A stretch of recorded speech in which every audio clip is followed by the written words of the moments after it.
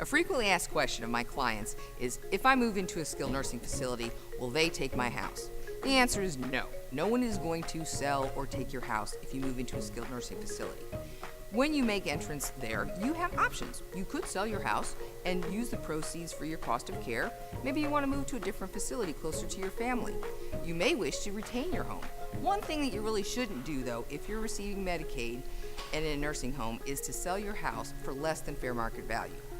Now, upon your passing, something called estate recovery is going to come into play. What do you have in your estate to take care of the bill that you have accumulated for your cost of care under Medicaid? What's in your estate? Maybe that house. If your goal is to give it to heirs, do be advised that estate recovery does take precedent over any bequests through your estate to an heir. So I'm frequently asked, what happens to my stuff when I die if I don't have a will? And I tell them that, well, it's always best to have a will put in place, a written document stating where you want your things to go and to who. After all, it's your will. If you don't have that in place, then your things just don't disappear or dissipate to whoever. In fact, the statute says that things would go to your spouse. If you didn't have a spouse, to your children.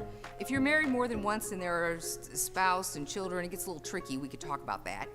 If not children, then to your parents. If you didn't have parents, then to your siblings. After siblings, here too, it gets a little bit more involved, and we could talk about where your things would go if you didn't have any of those family members. If you have any questions, give us a call.